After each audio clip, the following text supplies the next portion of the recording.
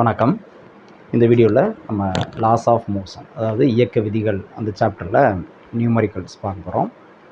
வழக்கம் போல் என்சிஆர்டியில் இருக்கக்கூடிய எக்ஸசைஸில் இருக்கக்கூடிய ஒரு கொஸ்டின் தான். ஒரு இன்ட்ரெஸ்டிங்கான ஒரு கொஸ்டின். நியூட்டன்ஸ் லாஸில், அதாவது ஃபோர்ஸ் பற்றி, ஃபோர்ஸு, ரியாக்ஷன், ஆக்ஷன், ரியாக்ஷன், இதை பற்றி புரிஞ்சுக்கிறதுக்கு ஒரு நல்ல ஒரு கொஸ்டின். பாருங்கள், முதல்ல கொஸ்டின் என்னென்னு பார்ப்போம்.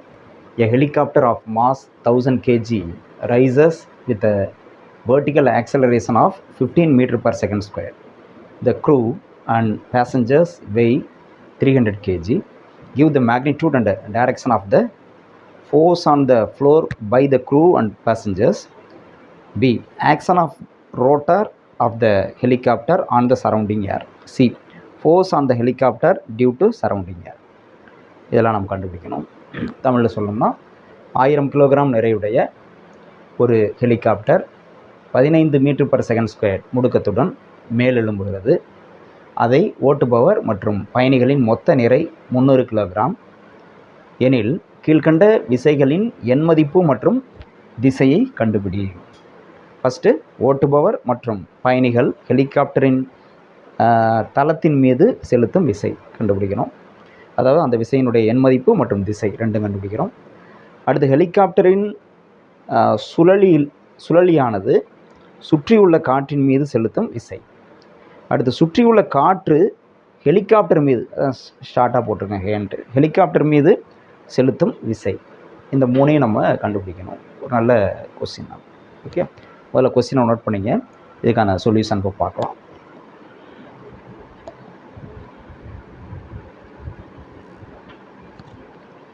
ரைட், இப்போ சொல்யூஷன் பார்க்கலாம்.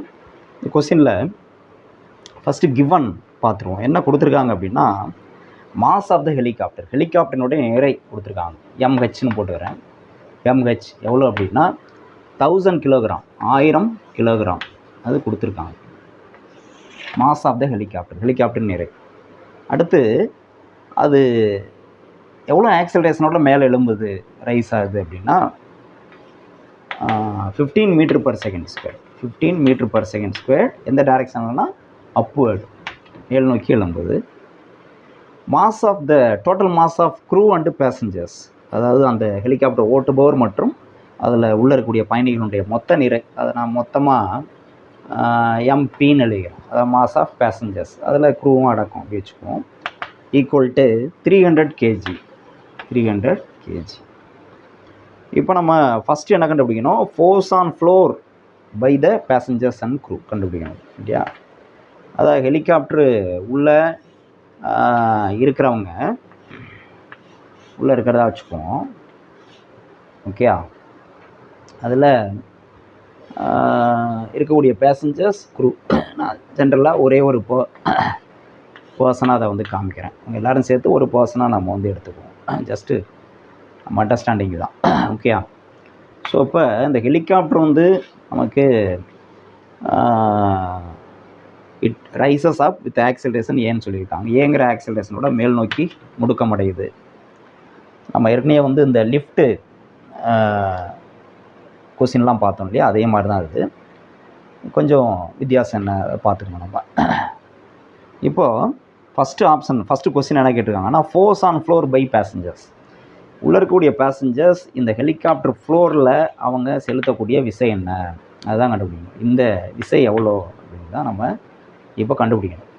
ஓகே, ஃப்ளோரில் எவ்வளோ விசை அவங்க செலுத்துவாங்க அது கண்டுபிடிக்கணும். Force on passenger on floor, அதை கண்டுபிடிக்கணும். இதுதான் கொஸ்டின். இப்போ இது எப்படி கண்டுபிடிக்கலாம் அப்படின்னா, நம்ம Newton second law of motion தான்.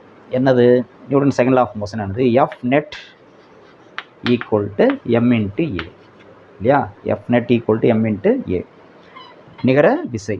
இந்த எதை இப்போ நம்ம என்ன பேசிகிட்டு இருக்கோம்? இந்த பேசஞ்சர்ஸ் ஃப்ளோரில் செலுத்தக்கூடிய விசை என்ன?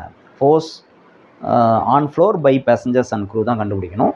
ஸோ இவங்கள தான் நம்ம வந்து எடுத்துக்கணும். இப்போ அவங்க மேலே ஆக்ட் பண்ணுற நெட் ஃபோர்ஸ் என்ன அப்படி தான் நம்ம பார்க்கணும். அப்போ நெட் ஃபோர்ஸ் அப்படின்னா தொகுப்பையின் விசைன்னா நமக்கு வந்து என்னது? இங்கே வந்து நமக்கு தெரியும் இதில் என்ன ஃபோர்ஸ் ஆக்ட் பண்ணுது அப்படின்னா, ஒன்று வந்து இந்த downward gravitational force due to earth இல்லையா? Downward gravitational force due to earth. அது கண்டுபிடிக்கணும். இப்போ இதுவும் வேறு அது என்னென்னு பார்ப்போம் எப்படின்ட்டு. பூமி வந்து என்னது உள்ளே இருக்கக்கூடிய பேசஞ்சர்ஸை கீழ் நோக்கி இழுக்குது இல்லையா? அப்போ இவங்க மேலே ஆக்ட் பண்ணுற ஃபோர்ஸ் அதை பற்றி தான் நம்ம பேசிகிட்டு இருக்கோம். அவங்க மேலே ஆக்ட் பண்ணுற நெட் ஃபோர்ஸ் என்ன, அதுதான் இங்கே இதுதான் எஃப் நெட். Okay right. அடுத்து இந்த இதில் ஃப்ளோரில் கால் வச்சு இருக்காங்க இல்லையா? அப்போ அதுக்கு ரியாக்ஷன், இந்த ஃப்ளோர் வந்து ஒரு ரியாக்ஷன் கொடுக்கும். நார்மல் ரியாக்ஷன், செங்குத்து விசைன்னு சொல்லுவோம். நார்மல் ரியாக்ஷன் இருக்கும். அப்போ அப்போர்டு நம்ம வந்து பாசிட்டிவாக எடுத்துக்குவோம். ஆர் வந்து பாசிட்டிவ். டவுன்வேர்டு இருக்குல்ல இந்த எஃப்ஜி, அதை வந்து நெகட்டிவாக எடுத்துக்குவோம். டவுன்வேர்ட் இதான் net force equal to M. எம்முன்னானது இந்த பேசஞ்சர்ஸ் அண்டு க்ரூ அவங்களுடைய மொத்த நிறை, டோட்டல் மாஸ், அதை எம்பின்னு வச்சுக்குவோம். இன்ட்டு ஏங்கிறது ஆக்சிலரேஷன். ஆக்சிலரேஷன் எந்த டைரெக்ஷனில் இருக்குது பாருங்கள். இந்த ஒட்டுமொத்த பர்சன்ஸும் இந்த ஹெலிகாப்டரோடு சேர்ந்து they are moving upward with acceleration மேல் நோக்கி போகிறாங்க. அப்போ அந்த ஆக்சிலரேஷன் அப்வர்டுங்கிறது டவுன் பாசிட்டிவ், அதனால் பாசிட்டிவ். இப்போ ஒவ்வொன்றுக்கும் நம்ம வந்து வேல்யூ சப்ஸ்டிட் பண்ணுவோம், தெரிஞ்ச வேல்யூ சப்ஸ்டிட் பண்ணுவோம். இப்போ ஆர் தெரியாது, எவ்வளோ ரியாக்ஷன் நம்மளுக்கு தெரியாது. ஓகே, அதை அப்படியே வச்சுக்குவோம். ஆர் மைனஸ் எஃப்ஜினா என்னது, gravitational force acting on the passengers. அது என்னது நம்மளுக்கு தெரியும், பேசஞ்சர்ஸோட mass into acceleration into gravity, M G equal to M P into இதுதான் இல்லையா? அப்போ ஆர் ஈக்குவல் டு என்ன தெரியும், ஆர் ஈக்குவல் டு என்ன எழுதலாம், இந்த மைனஸ் எம்பிஜி அந்த பக்கம் எடுத்துருவாங்க. ஆல்ரெடி அந்த பக்கம் என்ன இருக்குது, எம்பிஏ இருக்குது. இந்த மைனஸ் எம்பிஜி அந்த பக்கம் வந்ததுன்னா plus MP into G. Okay, அப்போது ஆர் ஈக்குவல் டு என்ன கிடைக்கிது, எம்பி காமனாக இருக்குது. அப்போ எம்பி காமனாக எடுத்துட்டா மீதி வந்து ஏ ப்ளஸ் ஜி.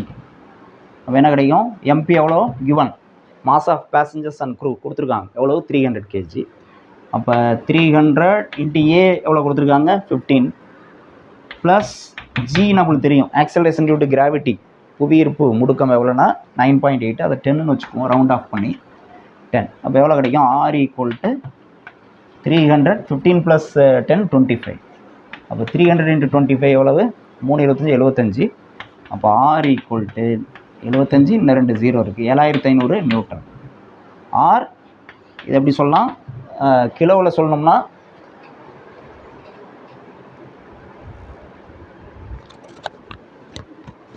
இதை நம்ம எப்படி சொல்லலாம், கிலோ நியூட்டன்னு சொல்லலாம். அப்போ நமக்கு தெரியும் கிலோ நியூட்டன்னா 1000 நியூட்டன் இல்லையா? அப்போ இதை 1000 டிவைட் பண்ணால் 7.5 ஆயிரும். 7.5 கிலோ நியூட்டன் அப்படின்னு சொல்லலாம். இப்போ கொஸ்டின் என்னென்னா, இந்த ஆர் கேட்கல, அவங்க ஃப்ளோர் வந்து இவங்களுக்கு எவ்வளோ ரியாக்ஷன் கொடுக்குது அப்படிங்கிறத கேட்கல. என்ன கேட்குறாங்க அப்படின்னா, இந்த க்ரூ அண்ட் பாசஞ்சர்ஸ் எவ்வளோ ஃபோர்ஸை ஃப்ளோர் மேலே கொடுப்பாங்க அப்படிங்கிறது தான் இருக்குது இல்லையா? அப்போது இங்கே வந்து நீங்கள் வந்து பார்த்தீங்கன்னா எஃப்ஜி வந்து டவுன்வர்ட் ஆக்ட் பண்ணுது அப்படிங்கிறதுனால நமக்கு இந்த எஃப்ஜி தான் ஃப்ளோர் மேலே ஆக்ட் பண்ணுற ஃபோர்ஸ் அப்படி எடுத்துக்க முடியாது. ஓகே, அது எப்போ அப்படின்னா, இது வந்து ரெஸ்ட்டில் இருக்குது அப்படின்னா, இந்த ஹெலிகாப்டர் மூவ் ஆகவே இல்லை, ரெஸ்ட்டில் இருக்குது அப்படின்னா, அப்போ வந்து என்னது ஆக்சலரேஷன் 0. அப்போ ஆர் ஈக்குவல் டு என்னது எஃப்ஜின்னு சொல்லலாம். இப்போ வந்து மூவ் ஆகுது. ஓகேயா? அப்போது அதனால தான் நம்ம ஆர் கண்டுபிடிச்சோம். அதனால் என்ன இன்ஃப்ளூயன்ஸு எம்ஏ இருக்கு இல்லையா, அதை வச்சு தான் நம்ம ஆர் கண்டுபிடிச்சிருக்கோம்.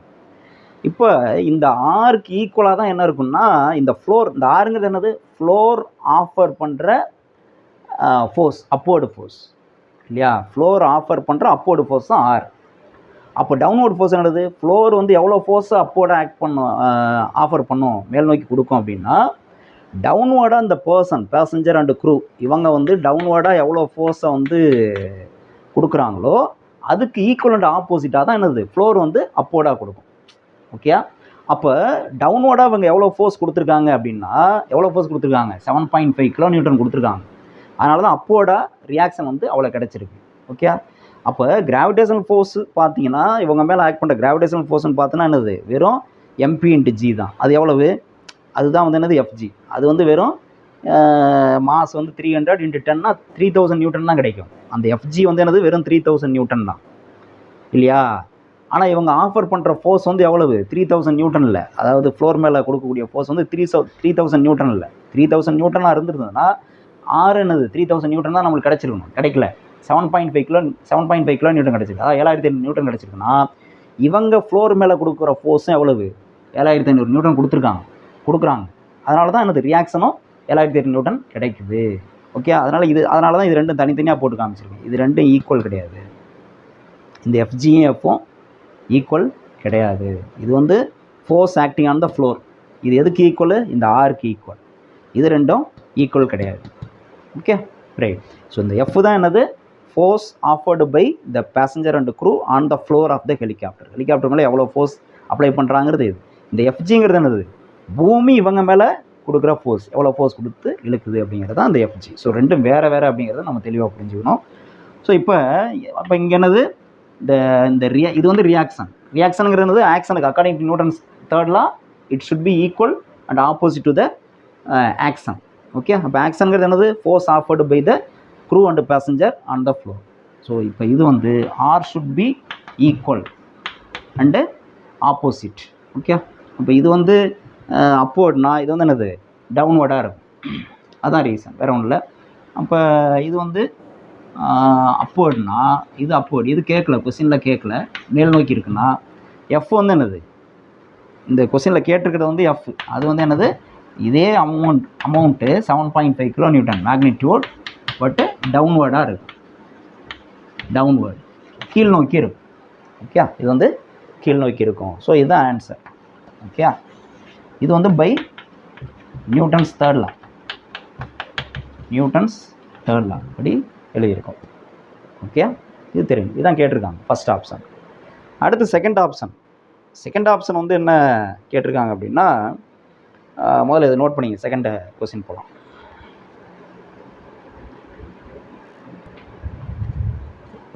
இப்போ இதில் செகண்டு பார்ட் என்ன கேட்டிருக்காங்க? பி என்ன கேட்டிருக்காங்கன்னா, action of rotor of helicopter on the surrounding air. Action of the rotor of the helicopter on the surrounding air அது எவ்வளோ அப்படின்னு கேட்குறாங்க. இப்போ இங்கேயும் அதே மாதிரி தான். இப்போ வந்து ஒட்டுமொத்த ஹெலிகாப்டரும் இப்படி இருக்குன்னா, இந்த ரோட்டார் அப்படி சுற்றிக்கிட்டே இருக்கும் இல்லையா? இது வந்து ஒட்டுமொத்தமாக சரௌண்டிங் ஏரில் எவ்வளோ ஃபோர்ஸை வந்து கொடுக்குது. Action of rotor of helicopter on the surrounding air அதுதான் நம்ம கண்டுபிடிக்கணும். அப்போ இங்கே வந்து என்னென்னா, நம்ம வந்து என்டையர் சிஸ்டம், இங்கே சிஸ்டம்ங்கிற என்ன எடுத்துக்கணும் அப்படின்னா, இந்த என்டையர் ஹெலிகாப்டர் அதுக்குள்ளே இருக்கக்கூடிய க்ரூ அண்டு பேசஞ்சர் ஃபுல்லாக ஒரு சிஸ்டமாக நம்ம வந்து எடுத்துக்கணும்.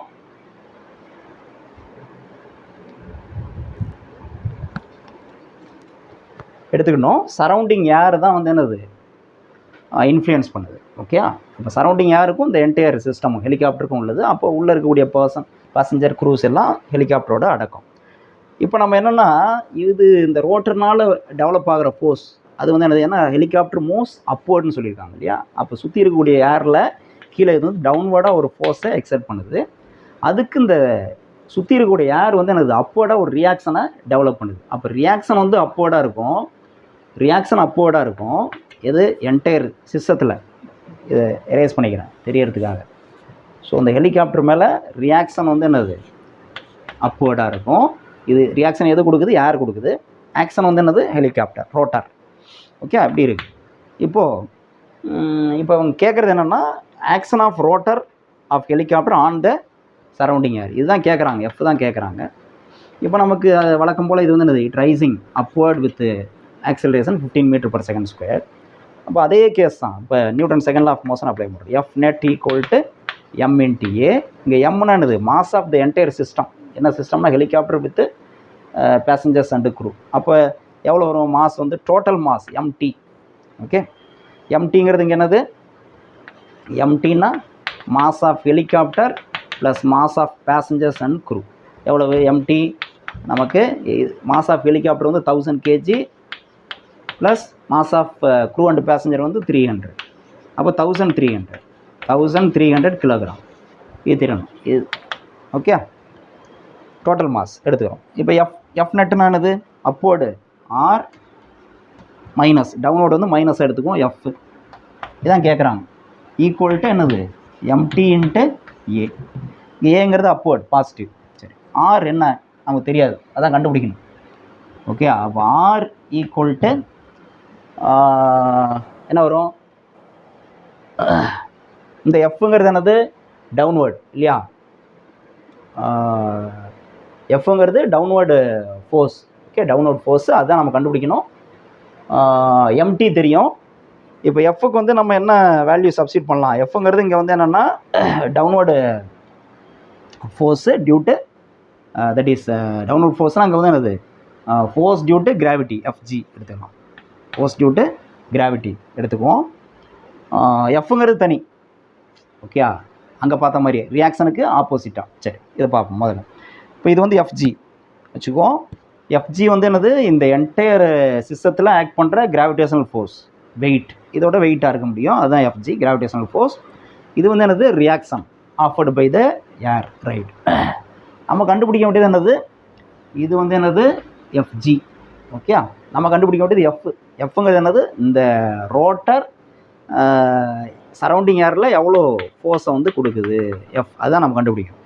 Okay, right. அப்போ இது சப்ஸ்டிட் பண்ணுவோம். ஆர் மைனஸ் எஃப்ஜிங்கிறது என்னது இந்த entire weight, that is empty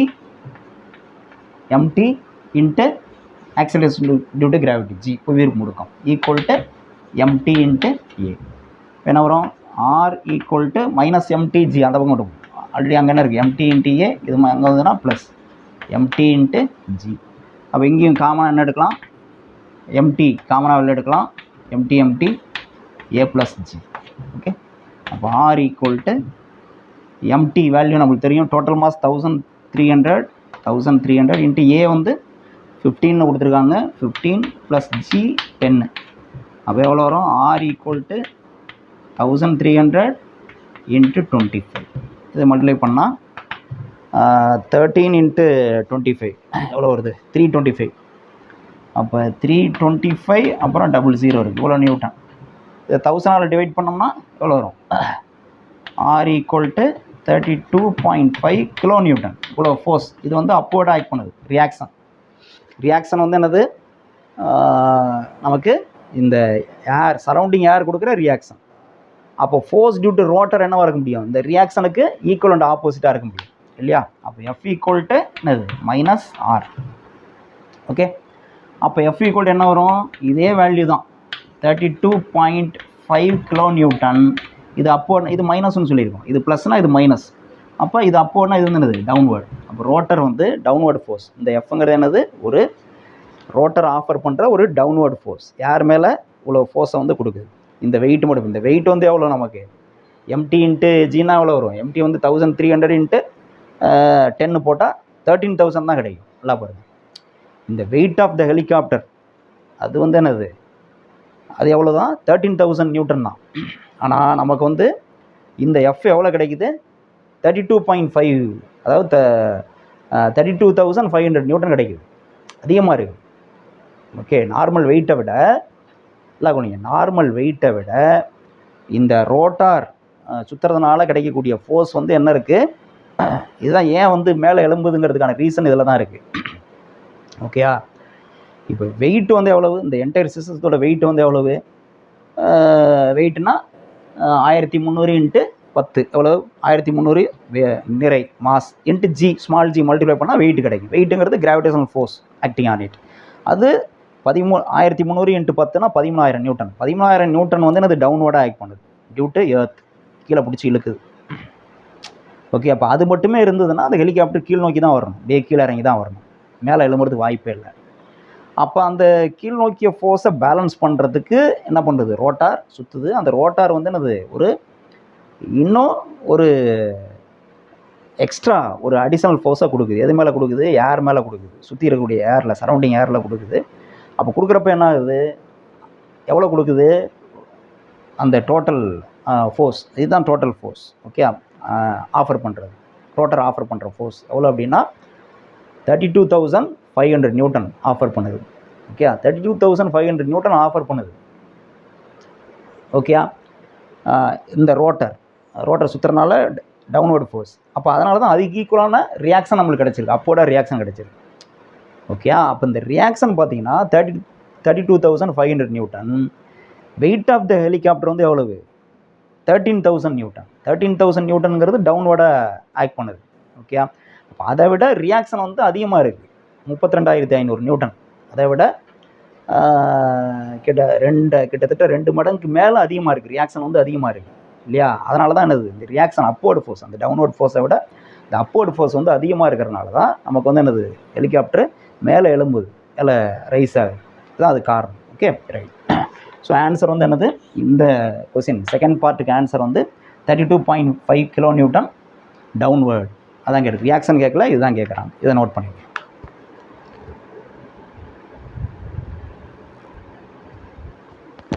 அடுத்து சி என்ன கேட்டிருக்காங்கன்னா, force on helicopter due to surrounding air. Force on helicopter due to surrounding air. சுற்றி இருக்கக்கூடிய ஏர் வந்து ஹெலிகாப்டரில் எவ்வளோ விசையை செலுத்துது அப்படின்னா இதுதானே, இந்த ரியாக்ஷன் தானே. இந்த ரியாக்ஷனுங்கிறது வந்து ஏர் கொடுக்குற ஆஃபர் பண்ணுற ஃபோர்ஸ் ரியாக்ஷன். ஓகே, அதுதான் எதுக்கு ஈக்குவல்னு சொன்னோம், எஃப்க்கு ஆர் எஃப் ரெண்டும் ஈக்குவல் அண்ட் ஆப்போசிட்னு சொன்னோம். ஓகே, இந்த பியில் கேட்டிருக்கிறது எஃப் கேட்டிருக்காங்க, சியில் கேட்டிருக்கிறது ஆர் கேட்குறாங்க, வேறு ஒன்றும் இல்லை. அப்போ ஆர் எவ்வளோ கண்டுபிடிச்சோம், 32.5 kN அப்வர்ட். ஓகே, அதாவது force afforded by air surrounding air on the helicopter வந்து 32.5 kN அப்வர்ட். இதுதான் ஆன்சர். ஓகே, ஸோ ரொம்ப இன்ட்ரெஸ்டிங்கான ஒரு கொஸ்டின் இது. இந்த ஃபோர்ஸஸ், நிறைய ஃபோர்ஸஸ் ஒரு ஆப்ஜெக்டில் ஆக்ட் பண்ணுறப்போ அதை எப்படி வந்து பிரித்து பார்க்குறது அப்படிங்கிறதுக்கு அண்டர்ஸ்டாண்ட் பண்ணுறதுக்கு ஒரு நல்ல கொஸ்டின் இது. இதை நோட் பண்ணிங்க. மறுபடியும் அடுத்த வீடியோவில் பார்க்கலாம். Okay, thank you.